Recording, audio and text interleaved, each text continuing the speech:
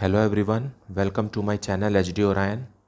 हम पढ़ रहे हैं accountancy for class 12 T S. Grewal की टेक्स्ट बुक से book 2 chapter 8 company accounts accounting for share capital. और अभी हम पढ़ेंगे calls in arrears and calls in advance. Let us see the question from the text book.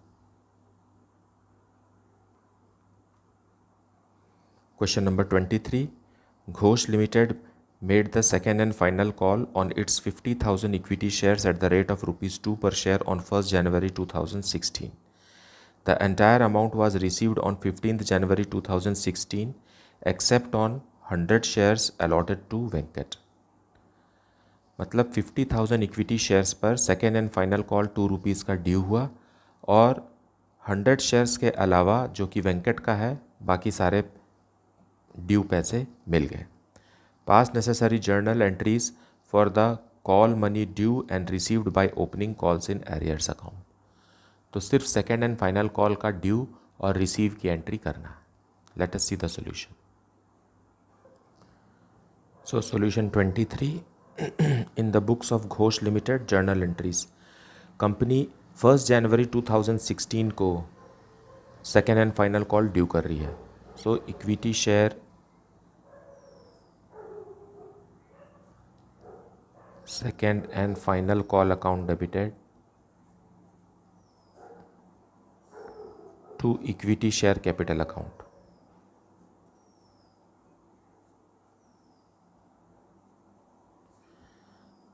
Company के पास 50,000 equity shares हैं और final call 2 rupees का है। सो 1 लाख ड्यू हो गया। मतलब कंपनी ने सबको इन्फॉर्म कर दिया कि आपको अब सेकेंड एंड फाइनल कॉल का पैसा देना है, being final call money due.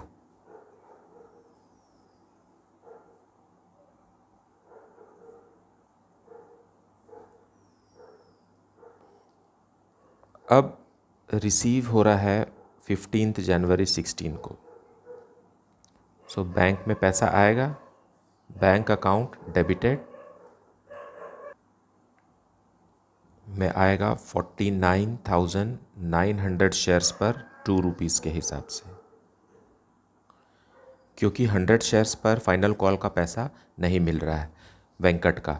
सो उसके लिए कॉल्स इन एरियर्स अकाउंट भी डेबिट होगा। Calls in arrears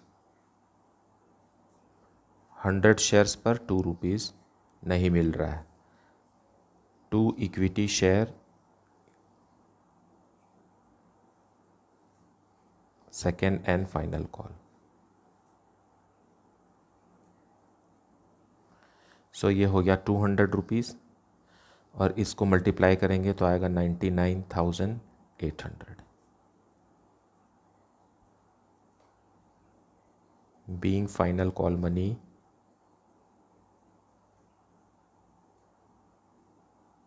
received except on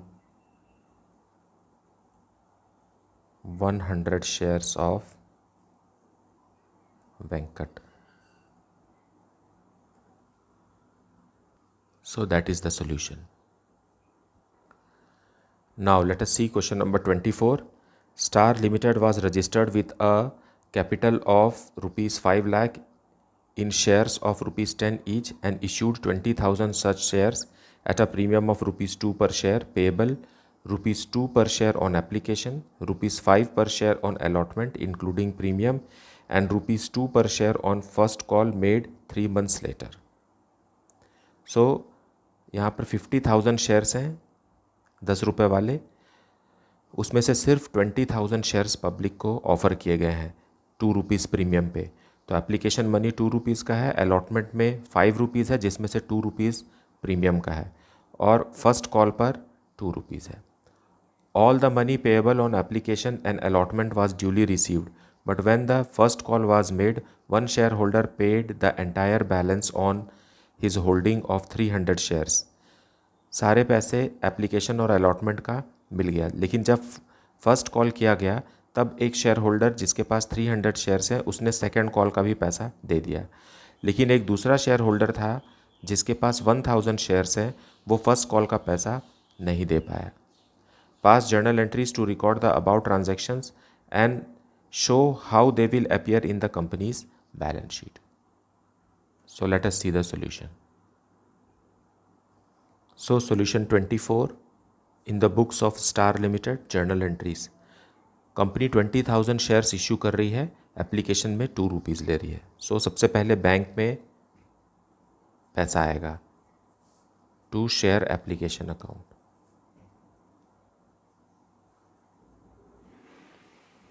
$20,000 shares पर 2 रुपीज़ के हिसाब से बैंक में 40,000 रुपीज़ मिलेंगे। Being application money received.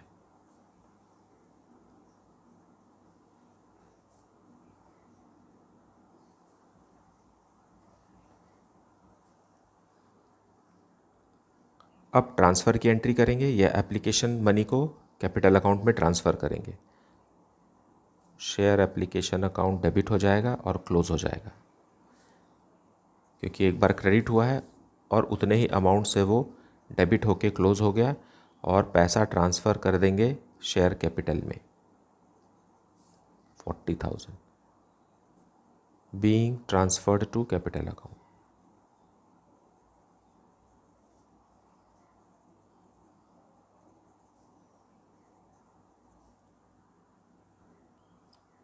अब अलॉटमेंट मनी ड्यू करेंगे। सो सेम एंट्री है, यहाँ एप्लीकेशन के बदले अलॉटमेंट लिखना है। Share allotment account debited to share capital account, और टू सिक्योरिटीज प्रीमियम भी है।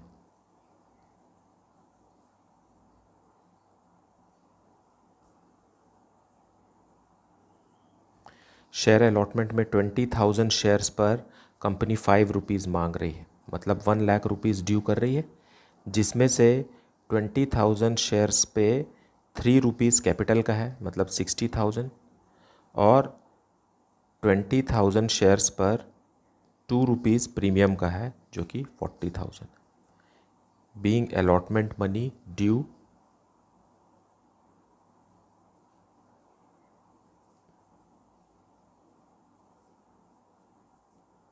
With premium.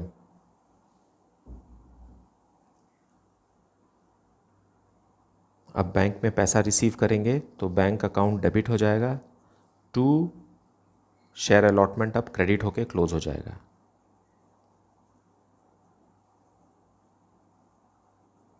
वन लाख, क्योंकि सभी ने पैसे दे दिए हैं। Being allotment money received.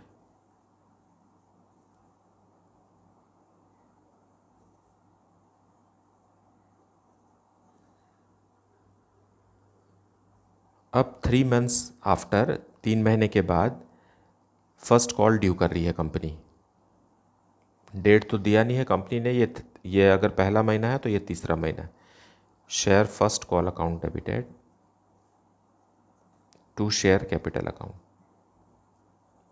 ये हुआ ड्यू की एंट्री। 20,000 शेयर्स पर 2 रुपीज़ के हिसाब से 40,000 rupees due. Being first call money due.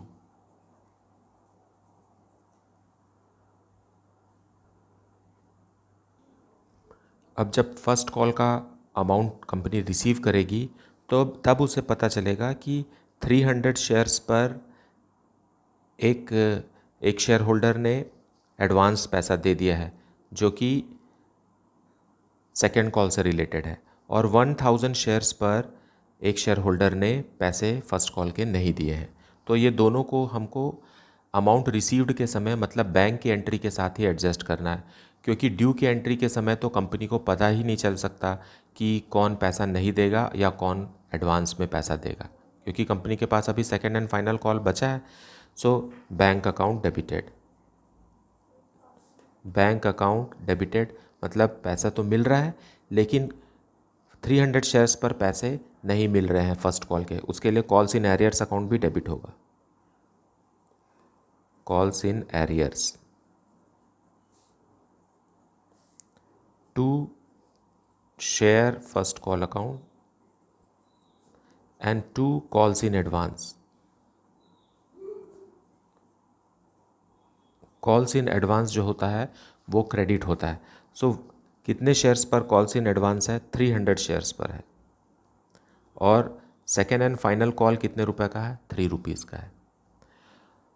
और शेयर कैपिटल में तो 20,000 शेयर्स का पूरा पैसा जाएगा, 20,000 शेयर्स, और फर्स्ट कॉल जो था वो 2 रुपीज़ का था, तो यहाँ आएगा 40,000 रुपीज़, यहाँ पर आएगा 900 रुपीज़। लेकिन 300 शेयर्स पर पैसे एडवांस में मिले हैं, तो 1000 शेयर्स पर पैसे नहीं मिले हैं। फर्स्ट कॉल का, ये फर्स्ट कॉल के मनी के साथ होगा, ये सेकेंड कॉल के मनी के साथ हो रहा है। सो ये हो गया 2,000 रुपीज़। अब नाउ बैलेंसिंग फिगर यहाँ लिखना आसान रहता है, दैट इज़ 38,900। एक बार फिर ध्यान देंगे, कॉल्स इन एरियर्स, एरियर्स का मतलब ये है कि मांगा हुआ इंस्टॉलमेंट है जो शेयर होल्डर नहीं दे रहा है, तो वो फर्स्ट कॉल का है, इसलिए वो फर्स्ट कॉल मनी 2 रुपीज़ से डेबिट हुआ है। लेकिन कॉल्स इन एडवांस जो है वो नेक्स्ट कॉल का है, जो कि सेकेंड एंड फाइनल कॉल है, वो 3 रुपीज़ का है, क्योंकि हमने कैसे मांगा है, 2 रुपीज़ एप्लीकेशन पे, 3 रुपीज़ अलॉटमेंट में, जिसके साथ प्रीमियम भी था तो वो 5 रुपीज़ का था, और फिर फर्स्ट कॉल का 2 रुपीज़, तो ये मिल करके कितना हो गया? 7 हो गया। इसलिए सेकेंड एंड फाइनल कॉल जो है वो 3 रुपीज़ का है, इसलिए ये फाइनल कॉल 3 रुपीज़ से एडवांस मिल रहा है, इसलिए ये एडवांस मनी क्रेडिट होगा। नरेशन लिखेंगे, being first call received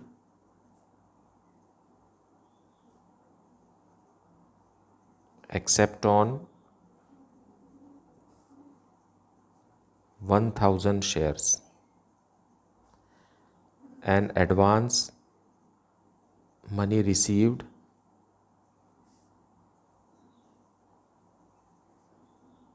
on 300 shares. Now we will prepare notes to account में फर्स्ट है शेयर कैपिटल। शेयर कैपिटल में लिखेंगे ऑथराइज्ड कैपिटल। ऑथराइज्ड कैपिटल मतलब कंपनी कितने कैपिटल से रजिस्टर हुई है। Authorised capital is also known as nominal capital और registered capital.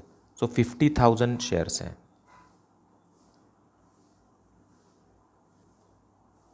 Shares at the rate of ₹10 each, ये हो गया 5 लाख, इसे ब्लॉक कर देंगे। फिर है इश्यूड कैपिटल। इश्यूड कैपिटल में कंपनी ने out of 50,000 shares 20,000 shares public को जारी किया at the rate of ₹10 each, so ये हो गया 2 लाख, इसे भी हम ब्लॉक कर देंगे। फिर आएगा subscribed capital.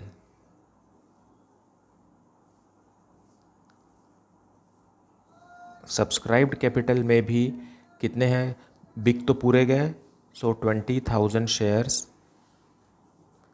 Eight the rate of ₹10 each, तो ये हो गया 2 लाख रुपीज़, इसे भी लॉक कर देंगे। अब सब्सक्राइब्ड में ही लिखेंगे ₹20,000 शेयर्स ₹7 कॉल्ड अप में फर्स्ट है fully paid up. So shares 1000 shares पर पैसा नहीं मिला है, मतलब 19,000 shares at the rate of ₹7 each called up.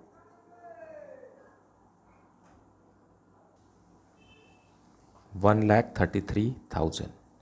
और दूसरा है not fully paid up.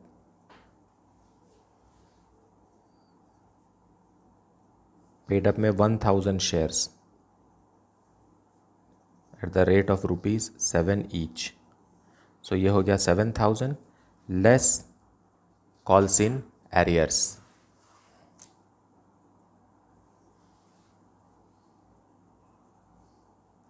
Calls in arrears में 2000 रुपीज़ नहीं मिला, ₹2000। सो बाहर लिखेंगे 5000 और ये अमाउंट रहेगा 1,38,000। यही वो अमाउंट है जिसे हमें बैलेंस शीट में लिखना है।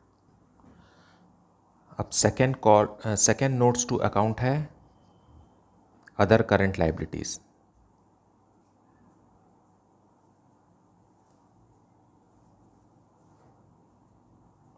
अदर करंट लाइबिलिटीज़ में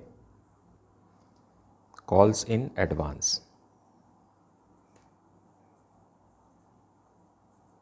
300 शेयर्स पर ₹3 एडवांस मिला है जो कि सेकेंड कॉल का पैसा है, so that is 900। Other current liability is the sub heading और इसका हेडिंग जो है वो करंट लाइबिलिटीज़ है, लाइबिलिटीज़ के साइड, सो यहाँ लिखेंगे 900। अब थर्ड नोट बनेगा रिजर्व एंड सरप्लस।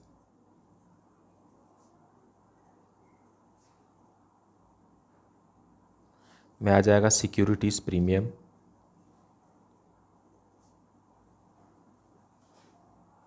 रिजर्व।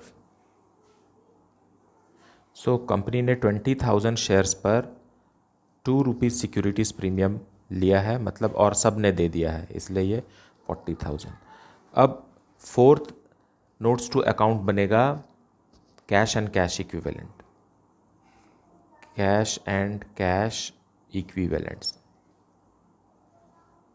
ये एक एसेट है, करंट एसेट है। इसमें कैश एंड कैश इक्विवेलेंट्स में लिखेंगे कैश एट बैंक।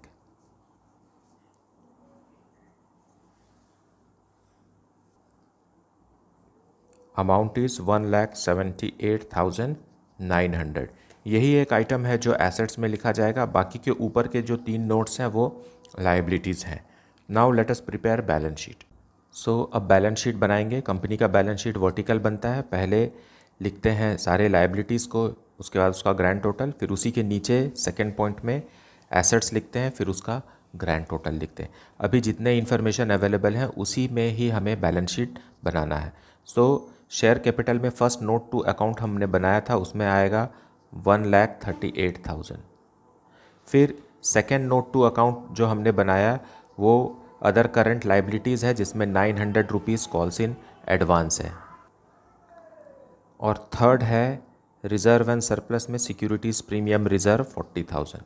नाउ इनका ग्रैंड टोटल करेंगे तो 1,78,900। फिर अब एसेट्स में आ जाएंगे। एसेट्स में कैश एंड कैश इक्विवेलेंट में बैंक में हमारे पास है 1,78,900। इसका भी ग्रैंड टोटल 1,78,900। इस तरीके से बैलेंस शीट जो है वो बनाई जाएगी। मुझे उम्मीद है कि आपको इस चैप्टर का कॉन्सेप्ट अच्छे से समझ में आ रहा होगा। अगर कुछ भी डाउट है तो आप उसे कमेंट सेक्शन में ज़रूर पूछिए। Please like, subscribe and share the channel. Thank you so much for watching.